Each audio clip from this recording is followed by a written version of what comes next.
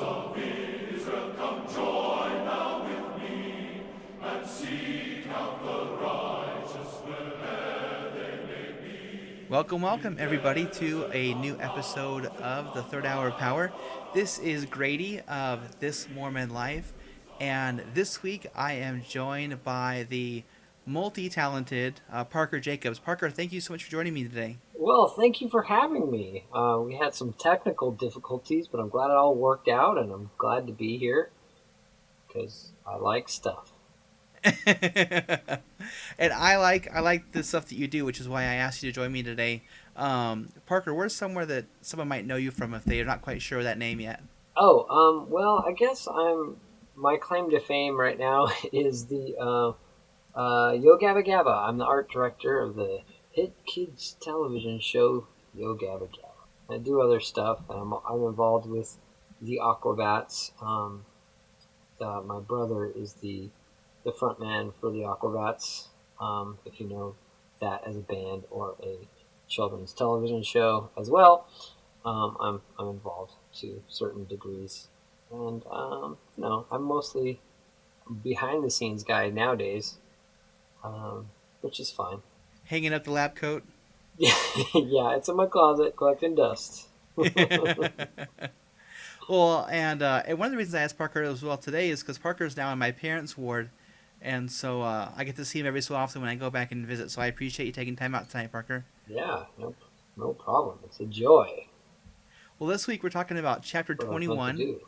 in the Joseph Fielding Smith Manual, which is proclaiming the gospel to the world. And I like in the first section, when it talks about the teachings from the life of Joseph Fielding Smith, and he's talking about a time when he was on his mission and he was in a hospital, and they were really frustrated. It was him and a couple of his companions because they feared that they had smallpox and they were put on quarantine, and they were so frustrated that they couldn't help spread the gospel. They'd left their families behind, and this was their chance, and they got stuck. And so one of the things that they were doing was they were making the most out of the opportunity and sharing the gospel with the hospital staff and those that they came in contact with, and still kept teaching even though they couldn't teach kind of in the way that they were hoping to. Hmm. What I got out of that um, was all of his struggle before being imprisoned in the quarantine. You know how he was talking about how he distributed those all those tracts and those pamphlets, and nobody was even reading it until like something happened where the Lord shh, put him in the hospital. You got smallpox. I thought that was what was really impressive to me. Um, was Yeah, that that was like the payoff. yeah, and it's just so neat how things change. How we see our circumstances one way, and the Lord is just testing us and kind of seeing, okay, we're going to push you down this path, but now I'm going to change paths, and I want to see what you're going to do sometimes. Yeah, totally. And you never know. You never know what's going to happen. Yeah, and where you're going to find success. It was interesting. We had our state conference here in Arizona, and our state president was speaking last night, and he was talking about the alarming statistics behind missionaries that go inactive when they come home. Hmm. And one of the things he talked about was how missionaries need to keep sharing the gospel. It's not one of those things where you've served your mission and you've served your time. And he was talking about his daughter who had just returned home from a mission, and that she is all the time talking with people about the church, and trying to share the gospel, and that it's easy for her because it's just something that she does. But that idea that we go on our missions and we can still share the gospel. Yeah. And one of the things it talks about here in that first section, it's entitled, "We alone have the fullness of the restored gospel and desire that all people receive the same blessing." I think it is important to always have that mentality of being just an every member missionary. I was fortunate to have had, think about my dad for a good example of being somebody that's always talking about the church all the time. When I was a little kid, we went to go buy a Datsun truck, Mm-hmm. and the car dealer was this was like late 70s. This black guy with the open collar, butterfly collar, with the gold chains around his neck, and he had the afro thing going, and my dad was all just he wasn't afraid and of talking about the church all the time. That's just the way it was. And the guy on his open collar, he had a gold chain or a gold necklace with a cross on it. And he's like, "Hey, you like Jesus Christ?" And he's like, "Yeah." He's like, "I got a book for you. You got to check this out." So he's like, "Sure, you want to buy a car?" kind of a thing, But this guy, he joined the church with his with his whole family. They all converted to the church just by my dad opening his mouth. And why I'm saying it was the '70s, because that was, socially with the blacks in the priesthood kind of a thing. There's kind of a weird stigma there, but my dad didn't care because the church is for everybody, and he didn't. There's nothing to be apologize for. It was just like, hey, go for it. So Yeah, I mean, I was a baby, not even born yet when that was all happening, and I can't even fathom the idea, because I think sometimes we're so far removed from that now. But being able yeah, to speak, to speak, to someone and say, hey, this is what it is, and I think that's what it comes back to, is that, the gospel is more than that. It's the idea that it blesses our lives, and the way that family's life has been changed forever. I love in this section here, it says that we have tasted the fruits of the gospel and know they are good, and we desire that all men shall receive the same blessing and the same Spirit that have been poured out so abundantly upon us. It reminds me of Lehi in the Tree of Life. hmm Lehi, he gets there and he takes the fruit, and as soon as he tastes it and receives that joy, his first desire is that other people should be able to taste of it also. yeah, totally. And that's something that I think as members we kind of lose a lot. We always go, "Oh, I love the church so much. It's blessed my life so much. And if I didn't have the gospel, I'd be totally lost." I But don't then know when it where comes, I'd be. I like that one. yeah, and then when it comes to interacting with other people, we just want people to just kind of like us and accept our weird, peculiar way of the church, and we want to show people how open minded we are and how accepting we are. But a lot of times we fall short in the like, yeah, well, you know what? This is good for me, and it's good for you too. And this will make Yeah. you happy, and it's delicious. It's delicious to the taste. Come on, take a bite. Well, and I think that you bring up a good point, and inadvertently is the idea of inviting others to do things. Um, Yeah, I always hate to say when I was a missionary, but when I was a missionary, one of the things I think I've lost now is the idea that we were taught that people gain a testimony when they make and keep commitments. uh-huh. Asking people to do things. Maybe and hopefully it's too late now, but maybe you invited them to the trunk or treat. Maybe you invited them for family evening. Maybe you just invited them over for cookies. But it's the idea of inviting people to do things that will make their life better. And not to try and sell it. This isn't you're not trying to sell them doTERRA oils. It's the gospel of Right. Jesus Christ, and you want to give them opportunities to feel of that love and that goodness that we feel with the gospel. There's a weird balancing act there because we always want to be like that person's like, hey man, I'm not trying to convert you or anything, but then again, we have to. We don't want to, because we don't want to push it on people. Nobody likes this stuff when like when you take a flashlight and you shove the light in their eyes. They like it when you point the flashlight to something good. It's really kind of, hey, let me show you what we're doing.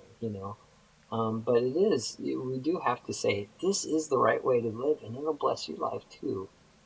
Yeah. Which is hard to do without coming off, self-righteous or. Yeah, judgmental. Mm-hmm. Yeah, well, and I think it's so funny too sometimes when they announce, things at church to invite people to, like, this is a great non-threatening way to invite your friends, and I'm like, is there a threatening thing we should be inviting people to? Come to church or else. Which, that would be kind of funny. Imagining what would be a threatening way to invite our friends to Yeah. church. We, Let's like get a bus and like the Mormon paddy wagon, and we just like throw our friends in it and yeah, invite well, them to that's like activities. the ward activity where we all like do faith walks on broken glass. Yeah, there you go. That's a threatening activity you That's invite a your little friends to. threatening. Yeah. Well, it goes down here, and we'll skip down to section 3, Okay. and it talks about how the Lord needs missionaries. I think about the primary song when I say that, but Hmm. One of the things that I like here, and it talks about how we hope to see the day when every worthy, qualified young Latter day Saint man will have the privilege of going forth on the Lord's errand to stand as a witness of the truth in the nations of the earth. And I always think it's a funny thing, is people have different ideas now, or maybe more abstract ideas of the gospel. I was listening to this conversation about whether or not we are commanded to go on missions, or our young men are Hmm. commanded to go on missions. And Parker, you've got now a son who's Wait. getting ready to be that age, right? Yeah, I do. I have my stepson Zane. He's going to be getting there. He's turning 17. Oh my gosh, that blows my mind. He's turning 17 this month. So we've got like a year before mission age. That is incredible. I haven't even thought about it like that.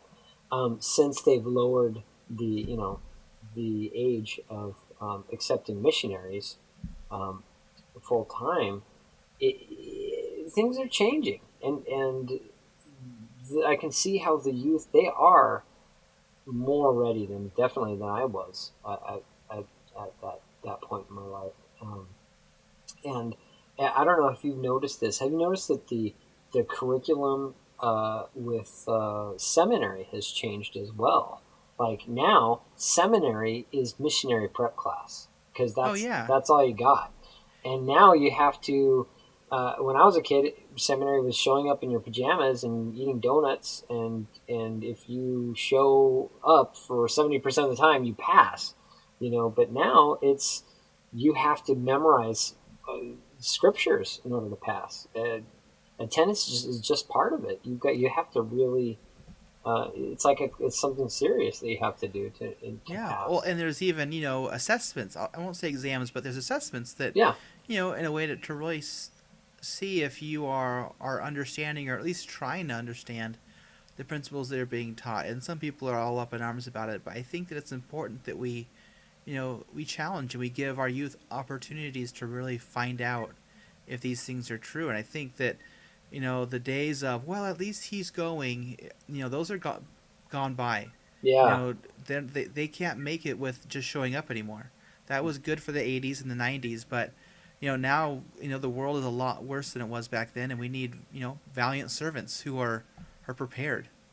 Yeah, I think of the group of missionaries I went out with, and I love them, but their level of preparation, and this isn't a judgment to them, because my level of preparation wasn't that good. But I don't think half those guys would have even made it out there in the field because they're like, "What are we doing? What am I doing here? Why am I here?" I heard so much of that as a missionary with other missionaries. Were like they were there because their parents sent them, Yeah. and or they were there they barely made it by for worthiness issues, and now that the bar has been raised, more is expected, and I know missionaries they've got different challenges now. I think socially, I think kids nowadays aren't as social with each other, which No. is a good thing and a bad thing.